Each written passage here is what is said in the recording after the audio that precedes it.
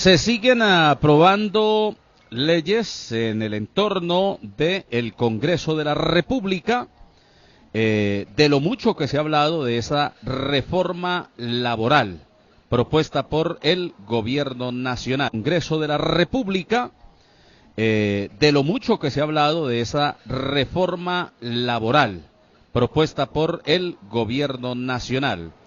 Pues fue aprobado, Bayonito y amigos oyentes en todo el país, la nueva jornada laboral en lo que hace referencia a la intensidad horaria o horas laboradas en nuestro país.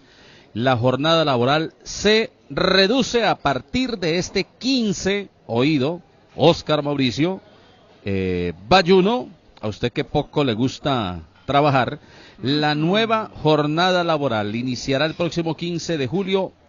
A partir de ese día, todos los trabajadores del país pasarán de trabajar 48 a trabajar o a laborar solo 47 horas semanales.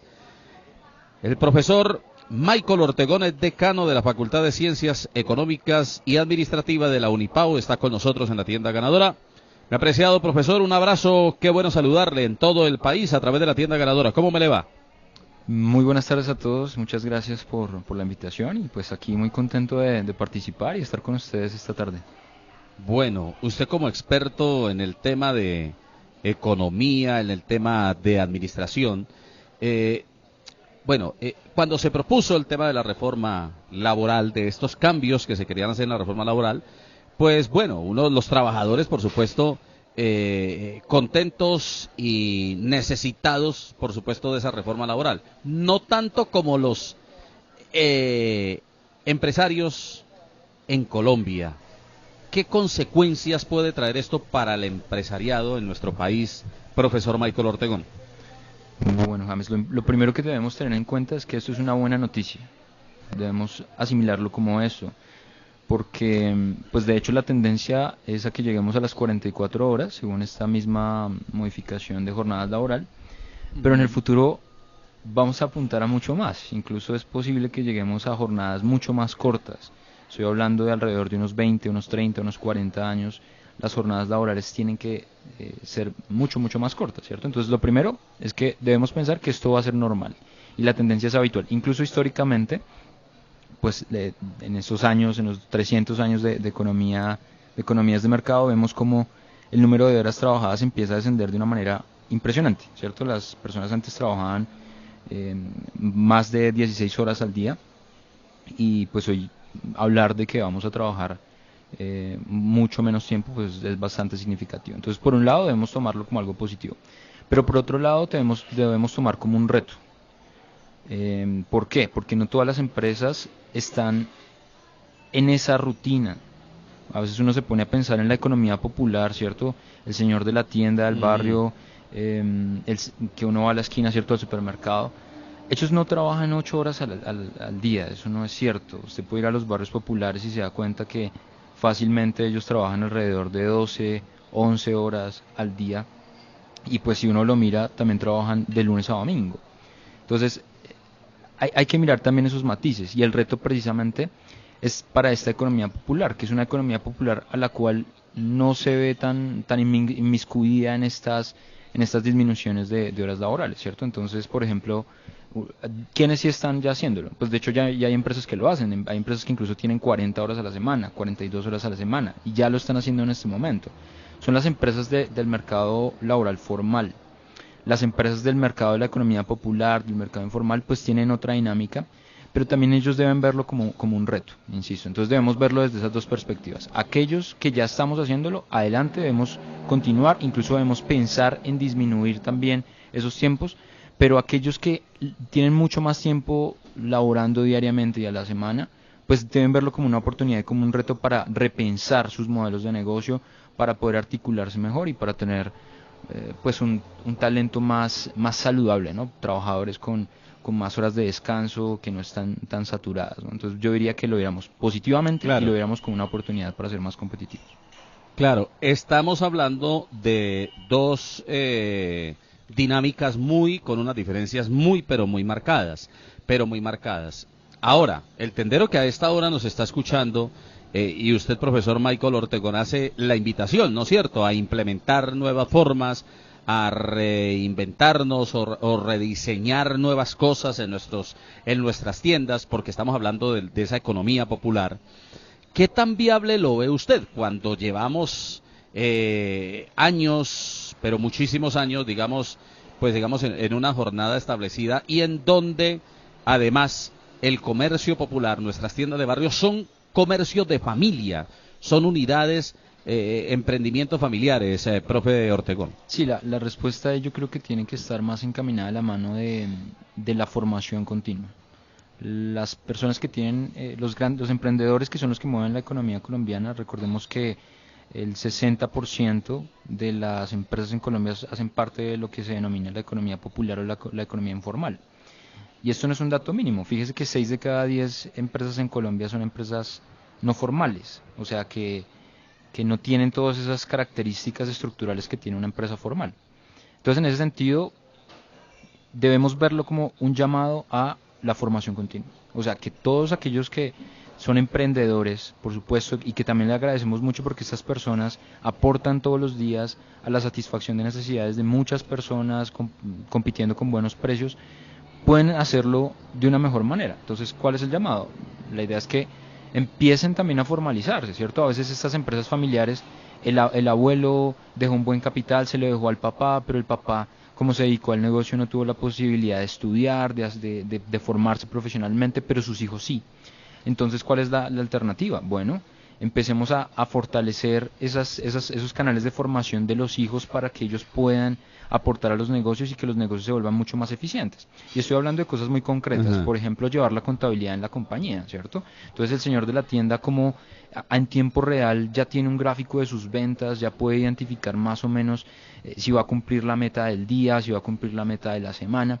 Eso es eficiencia, ¿cierto? En vez de estar, por ejemplo, tomando apuntes en cuadernos o de pronto en una hoja de Excel no tan especializada, hacia allá es lo que ellos deben ir. Entonces, el tema del manejo de las herramientas informáticas y tecnológicas enfocadas a la contabilidad de estas empresas es lo más importante. Si estas empresas empiezan a hacer buenos ejercicios de contabilidad, empiezan también ya, después de superar la contabilidad, a pensar en, oiga, quiero ofrecer servicio, ¿no? Que es, entre otras cosas, a veces uno llega a una tienda de barrio y quizá la persona que lo atiende a uno no lo atienda de la mejor manera. Entonces también pensar en cómo me capacito en servicio, también pensar en cómo genero otras estrategias que me hagan más competitivo. Y creo que si el 60% de nuestro tejido empresarial está basado en economía popular, pues aquí hay un potencial altísimo. No se trata de atacarlos a ellos, sino de que ellos empiecen a darse cuenta de que deben ser más competitivos y que deben mejorar esas estrategias, como lo digo. Enfoquémonos en una excelente contabilidad, enfoquémonos en un buen servicio al cliente, enfoquémonos en también empezar a mejorar la productividad, que ese es otro de los asuntos neurálgicos de la economía colombiana. Sí, claro. Sí, lo decíamos, ¿no? A rediseñar nuevas cosas. Ahora, eso en lo que el impacto que puede tener esta nueva reforma laboral en Colombia, que empieza pues a regir a partir del próximo 15 de julio. Ya hemos hablado un poco, ¿no? Porque esto es un tema muy da mucho tela de dónde cortar, pero y hemos hablado pues del tema empresarial, de la pequeña, mediana empresa, del canal tradicional. Ahora lo que puede representar esta nueva ley de la República para la economía nacional. Profesor Michael. Sí, bueno, aquí es importante, claro que sí me he enfocado un poco más en aquellos que hacen parte de la economía popular, porque creo que tienen mucho potencial y no tienen que verlo como una amenaza, sino como la posibilidad de empezar a pensarse en negocios mucho más inteligentes, en negocios que les permitan a ellos tener tiempo para educarse, para poder enfocarse en la formación de su capital humano, ¿cierto? Pero de las empresas que ya están formalizadas, ¿cierto? Que cuentan con la restricción de una vez de empezar a pensar en, oiga, voy a ajustar mis planes de trabajo de todo mi equipo a 44 horas y debo pensar en eso, incluso en menos, si efectivamente pensamos en la felicidad de los trabajadores, pues ellos deben tener en mente algo muy importante, y ya lo he mencionado antes, y es el tema de la productividad. Cómo las empresas están mejorando la productividad de cara a esa disminución de horas de trabajo, porque veámoslo desde dos lados. Veámoslo desde el lado de la empresa, ¿no? Entonces la empresa paga salarios por hora. Si disminuyen los números de horas a la semana, ¿qué sucede con los salarios? Pues van a disminuir porque están trabajando menos, ¿cierto? Básicamente, en términos de esos gastos. Si empiezan a disminuir esos salarios, básicamente, en términos de esos gastos, si empiezan a disminuir esos salarios por números de horas, pues nadie va a querer eso. Los empresarios quieren seguir pagando buenos salarios, pero ¿cómo compensamos la disminución de tiempo si estamos pagando por horas? Pues lo compensamos con productividad. O sea que los trabajadores deben ser un poco más eficientes, deben ser personas que tengan mejores alternativas para producir esos servicios, esos productos. Y también el empresario, por supuesto que debe no solamente pensar en, oiga, me están disminuyendo las horas, qué bueno, sino me están disminuyendo las horas, debo ser más productivo, debo invertir en nuevas unidades de negocio, debo invertir en capital tecnológico, que pues por supuesto es el boom de hoy, ¿cierto? Que también le funciona mucho a la economía popular. Entonces, eso por un lado. Y por el lado, por ejemplo, el trabajador, que es el trabajador promedio colombiano. ¿Ustedes creen que el trabajador promedio colombiano valora más el ocio o valora más las horas de salario que percibe? Esa es una buena pregunta. Entonces, no necesito que me la respondan, sino pregúntense ustedes. ¿Usted qué valora más? ¿Su ocio o sus horas o sus horas pagadas? Si usted me dice yo valoro más mi ocio, pues por supuesto que va a renunciar mucho más a ciertos bienes que satisfacen sus necesidades naturalmente y por lo tanto a su salario. Pero si usted valora más el salario, pues digamos que esta regulación que entra hoy va a ser una contradicción para usted, porque usted va a querer trabajar mucho más tiempo, pero la regulación le está diciendo que debe trabajar menos. Entonces, ¿cómo compensamos eso? Si la regulación me está diciendo debe trabajar menos, pero yo quiero trabajar más, pues debo pensar en trabajar más inteligente. O sea, debo hacer un trabajo más eficiente, debo hacer un trabajo que con menos tiempo de trabajo, debo prestar un servicio, un producto, que con menos tiempo de trabajo sea incluso mejor, tenga mejor calidad, y se pueda producir en mayor cantidad. Entonces, esas son las preguntas que los empresarios y también los trabajadores, ¿no? Porque a veces los trabajadores, cuando uno se pone al lado del trabajador, dice, oiga, súper, ya no voy a trabajar más. Pero no es tan así porque tú también estás haciendo un aporte a la organización en la que estás. Entonces debemos hacernos ese tipo de preguntas para poder resolver un poco en cuáles van a ser esos impactos y cómo nos vamos a ver atacados como economía colombiana, que no quiero decir que no tengamos la capacidad, pero sí tenemos problemas de productividad. Tenemos problemas de productividad y la inflación nos lo ha demostrado en estos últimos 2 años. Profesor Michael Ortegón, con las muy buenas tardes. Muchos de nosotros los colombianos y sobre todo los amigos tenderos hablamos ahora sobre ese tema. Al reducir esa hora de trabajo y que se va paulatinamente se va rebajando, pues muchos dicen no, pues al rebajar el horario, las horas de trabajo de mis 4 empleados, entonces también va a rebajar el horario de atención al público. Eso también puede el horario, las horas de trabajo de mis 4 empleados, entonces también va a rebajar el horario de atención al público. Eso también puede de pronto perjudicar al pequeño comerciante, estamos hablando del tendero de barrio, de la carnicería, de la ferretería, y al pequeño emprendedor que está iniciando su labor de pronto en una modistería, en una confección de calzado. Bueno, inicialmente no tiene por qué, digamos que afectarlo mucho, porque la transición es relativamente de 1 hora y también porque el tipo de mercado en el que ellos se encuentran no es un mercado que obedezca a estas regulaciones propiamente. Hablamos de, por ejemplo, los pequeños negocios que no tienen pues una duración laboral muy alta, ¿cierto?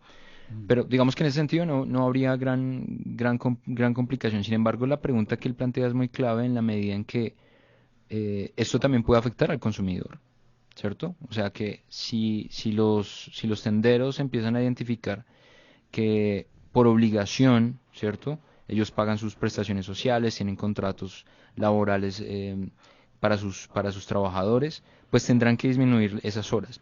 Y al tener que disminuir esas horas, pues seguramente también se ve afectada la atención a los usuarios. Y en ese sentido, pues el consumidor también podría verse. Sin embargo, esto va de la mano con lo mismo que yo decía anteriormente, y es que es importante aumentar la producción para que no tengamos problemas de escasez.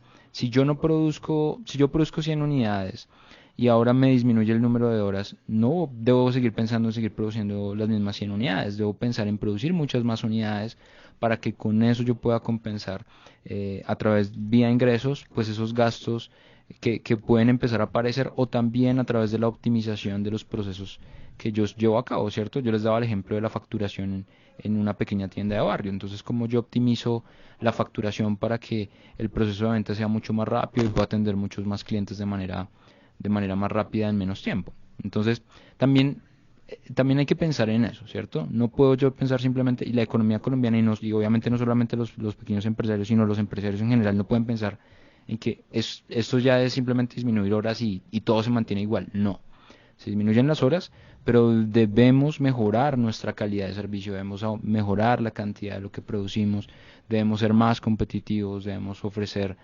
diferentes beneficios para nuestros clientes. Y esa es la idea no es disminuyen horas, qué bueno, todo queda igual, sino se disminuyen las horas, tenemos que hacer muchas más cosas.